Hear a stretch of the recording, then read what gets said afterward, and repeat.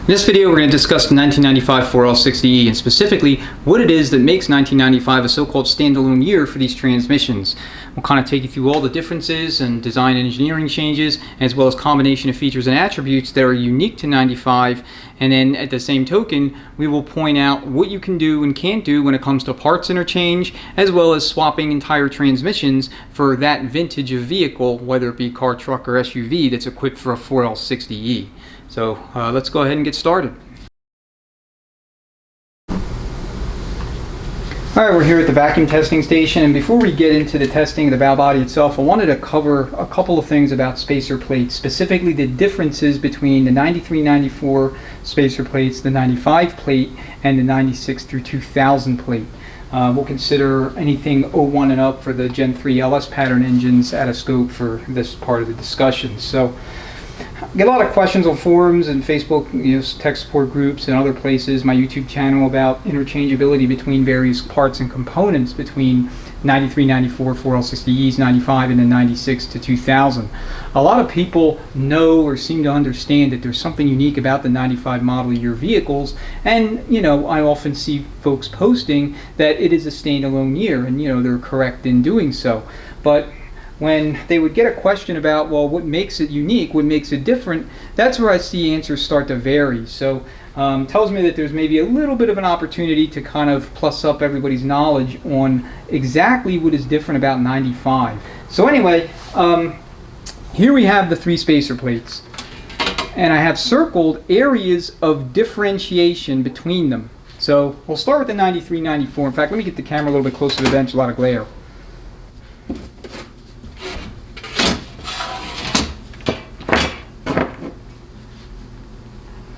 Alright, I think that's a little better. So here we have the 93-94 plate. As you know, this was torque converter clutch apply strategy on-off and 3-2 control strategy PWM. So if we look here at the two areas in question, where you have your 3-2 and your TCC, you'll notice that in the non-PWM TCC years, 93-94, you have one large, broadly speaking, squarish hole and your balance orifice for your TCC. And then when you come up here in the area of the 3-2 control solenoid, you have two rectangular cutouts. Okay, so keeping that in mind, let's now look at the plate that came off this transmission, which of course is a 95, and let's take a look at the differences. So 93-94 and then 95. You'll notice for PWM you have multiple orifices in addition to the square cutout. You have a large rectangular or oval shaped cutout, and you have a large circular cutout. That tells you that this is a plate associated with a PWM, or pulse width modulated torque converter clutch apply strategy 4L60E. Now you look up here and you see the same two, roughly speaking, rectangular cutouts for your 3-2 control solenoid. And again, this is for pulse width modulated 3-2 downshift strategy. So this 93-94 plate does not have PWM orifices. And then when we take a look at the 96 through 2000 plate, we notice that the 3-2 control area does not have those two cutouts. So for folks that are asking what is specifically unique about 1995, it's this combination of attributes here in both the spacer plate, or on the spacer plate, and in the valve body. You have your PWM circuitry and orificing here for your torque converter clutch apply, and you also have PWM for your 3-2 control solenoid. You do not have both of these things in either the 93-94 plate or the 96 through 2000 plate. So when we look at the valve body in the same areas, we see that for our 3-2 control valve train, we have a pulse width modulated valve train here for 3-2 control.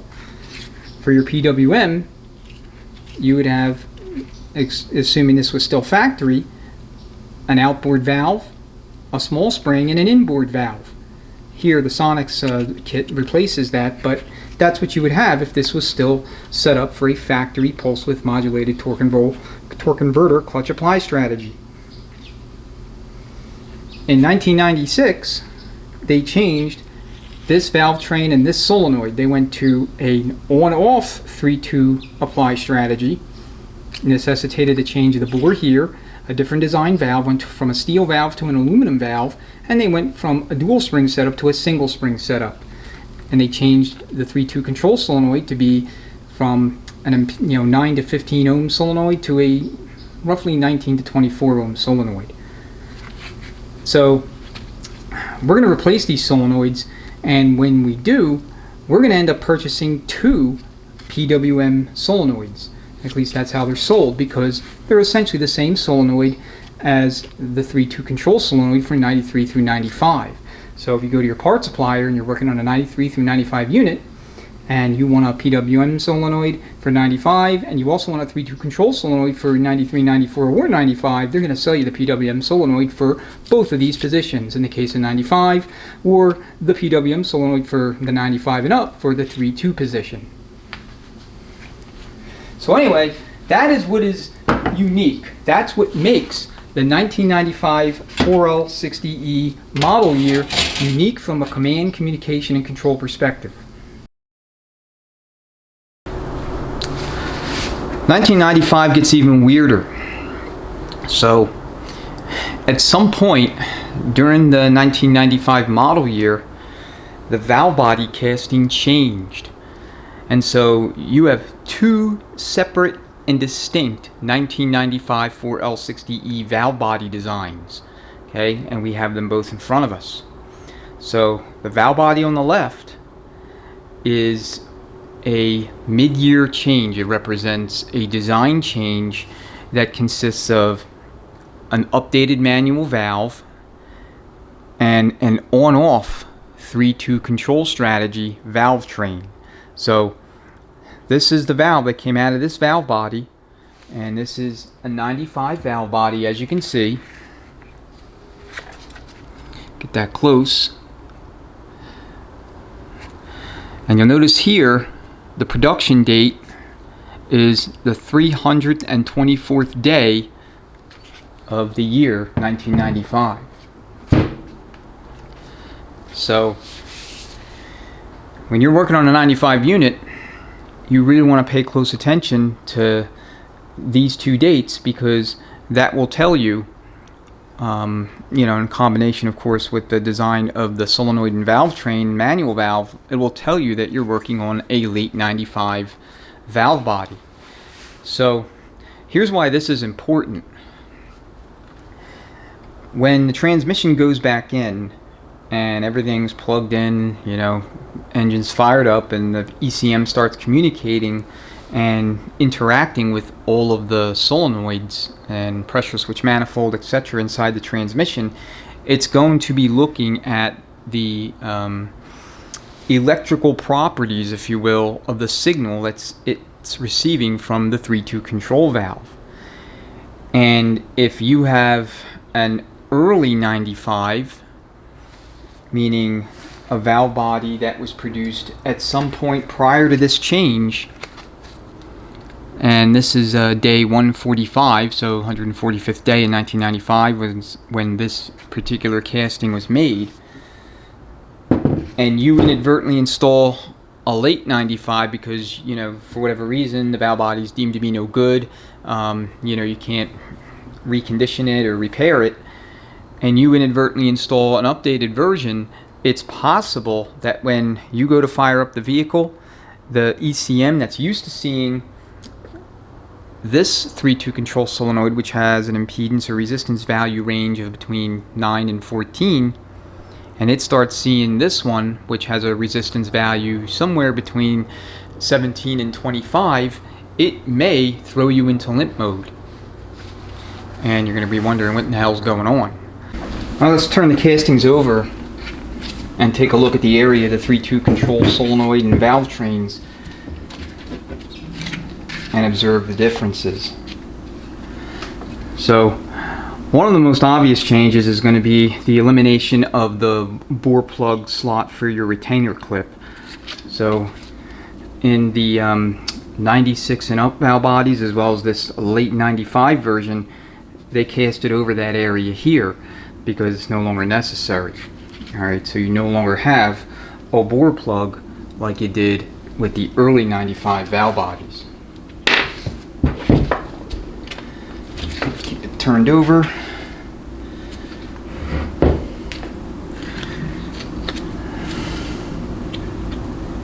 What I'm looking at here is trying to compare the 3-2 control circuits and everything that runs through this 3-2 control valve train here as far as the worm tracks are concerned, to see what changes there may have been. And I'm actually not seeing anything else right away beyond what I already mentioned.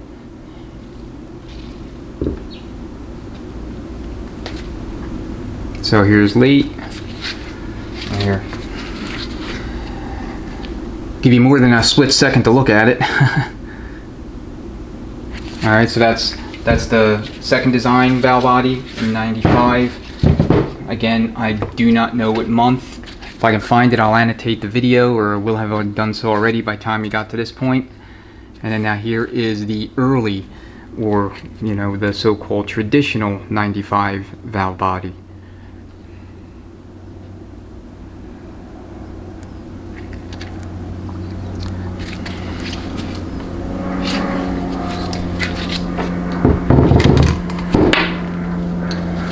So upon cursory inspection, it would seem that this is the major change. They cast it over here because they did not need any space for a retention clip for a bore plug like they have here on the earlier design, and 93 and 94 as well. So Transgo's 4695 plate services all 1995 model year valve bodies and spacer plates per their literature. So PWM solenoid with the first type 3-2 valve is what the instructions tell you.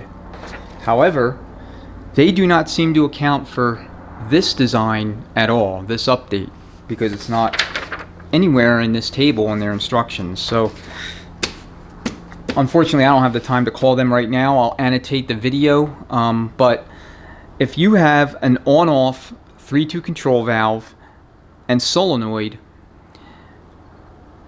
my inclination is that you need to run the 4696 plate, not the 4695 plate, because the 4696 and the 4695 plates and all the factory spacer plates from 95 and then 96 all the way up to 2006, excluding 05 Corvettes, are all the same except for this valve train and the corresponding location for that valve train on the spacer plate. So here we have, there goes my little filter screen. Here we have the original spacer plate that came off this transmission. It's 95 unit, early 95. And then we have the Transgo 469 plate, 4695, excuse me. I don't know if you can see that, but that's what we have. So they are identical in every way.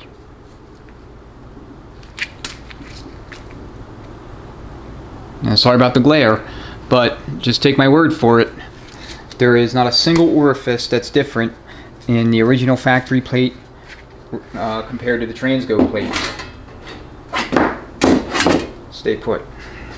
So you have your PWM 3-2 control cutouts here for an early 95 valve body spacer plate service pack. You do not have the single cutout that you saw in the 96 to 2000 plate to that would go with your on-off 3-2 control valve and solenoid. So again, 95 is kind of a minefield, as you've seen, but the heart of the uniqueness as it relates to functionality, interchangeability, and what you can and can't do when it comes to 1995 versus other years, all of that uniqueness lies with the valve body, the spacer plate, and the 3-2 control valve train solenoid specifically. Okay, First year PWM for the TCC, torque converter clutch apply, so obviously different from 93, 94, but even within the same model year, within the year 1995, you have two different variants of valve body and spacer plate and solenoid. So just be aware of it if you're not already. You know, couldn't make a video about 1995 unique attributes for 4L60Es without including this, so wanted to make sure you had the information. So no discussion about 95 versus 96 and up 4L60Es will be complete without a section devoted to the pump assembly. So here we have an entire assembly broken into its two constituent halves: stator support assembly in the back and the pump bodies in the front. And on the left side we have one from the 1995 model year unit, and then on the other side here on the right we have 96 to 03. So to identify 1995 pump body, it's going to have basically the same general casting shape as a 700R4's body or a 9394 4L60E. However, you'll notice that the casting number will be different. So this is 8685836. So this cannot be retroed to a 9394 4L60E. Okay, and then for the stator support, your casting number is going to be 8685838. So this is a matched set, and they have to be kept together for any 1995 model year unit. Now, you can install this pump assembly into any 96 through 2000, provided you're running the 6 3/4 inch length stator for your 298 millimeter input shaft applications for all small block Chevys. So if you look at the worm tracks themselves between 95 and 96 to 03, you'll see that there is no differences in the design, in the channels, in the worm tracks, etc. between these 2 years. They're all exactly the same. So functionally, these two pumps are interchangeable provided you have a 95 through 2000 model year vehicle. But if you have a 93-94 model year and you're trying to make a 95 transmission work in that vehicle, you're going to have to change a pump assembly out and install a 93-94 pump. Alternatively, as long as you have a 4L60E stator support assembly, you can actually run a 700R4 pump body from 87 up through into production in your 93-94 4L60E, but you cannot run these pump bodies here, otherwise you may have problems. I've never tried it, I've never done it. Maybe you can, but I would say from, you know, an official technical perspective, you cannot do it. Alright, so stator support is exactly the same between this and this, except for the fact that you'll have a 13 vein indicator cast into the stator support for your 96 and up, and then your casting number is going to end in 6611, so 2420-6611. Okay, I think the last 4 digits of the stator support's intended for the ISS 4L60Es, where there's an input speed sensor, ends in 0729, but I'll have to confirm that and annotate the video. So with that said, 1995 model year, again, is unique amongst all 4L60Es. It is a standalone year for all the changes that we covered that were made to the valve body and the spacer plate, the wiring harness, though Roster makes a 93 to 02 harness, which will work on all those years, so that's not really an issue. And then your pump assembly, where you have a different casting for the stator support for 95 compared to 96 and up, 96 through, I believe, early 2006, and a different pump body casting for 1995 compared to your 96 through 03. Alright, we're at the end of the video, so I want to kind of briefly summarize everything we've learned and give you some takeaways that you can apply to your 4L60E and or 1995 vehicle project to help you either solve a problem, get some questions answered, or take action to get the vehicle back on the road if your transmission went bad. So I primarily made this video for 2 target audiences. The first, and by far the largest, are going to be the folks that have a 1995 4L60E equipped vehicle and are trying to get the vehicle back running again because the original transmission has gone bad, and for whatever reason they have ruled out a rebuild, and there could be a myriad of reasons for that, but they need to get the vehicle running, and swapping in a transmission that's supposedly good used is the way they have elected to go. So we'll give you some information that you can use in order to make the right decisions when buying a transmission and knowing what to look for, as well as potential curveballs or hurdles that you may have to overcome to get the replacement to work in your 95 car, truck, or SUV that's equipped with a 4L60E. Okay, the second group is going to be those that are aspiring to work on these transmissions that are not super familiar with them, or not super familiar with the earlier vintages like 93 through 2000, and want to learn more so that they can avoid mistakes, or do what they can to rebuild these transmissions correctly for the first time when it comes to part selection and compatibility and all that. So first, I'm going to start with those that have bad 95 transmissions that want to swap in another transmission that's good used. So if you have a late 95 model year vehicle, you're going to need to do a visual confirmation on this, but chances are you have this second design 95 valve body. So GM had already started to apply the 1996 model year changes to some components in the transmission, including the valve body and spacer plate in 1995. And so if that's the situation that applies to you, then any 1996 through 2000 model year 4L60E will work for you. That includes one-piece and two-piece cases, provided that the two-piece cases are also designed for Generation 1 small block Chevys, Generation 2 LT1 LT4s, or 4.3 liter V6s with the Gen 1 small block Chevy architecture. Okay, LS, they are not compatible in any way, shape, or form with those earlier small block Chevy engines, meaning LS 4L60Es. So forget about those unless you want to do a whole bunch of unnecessary adaptation or a lot of work to make it work. And if you're trying to just get back on the road, that's the last thing you need.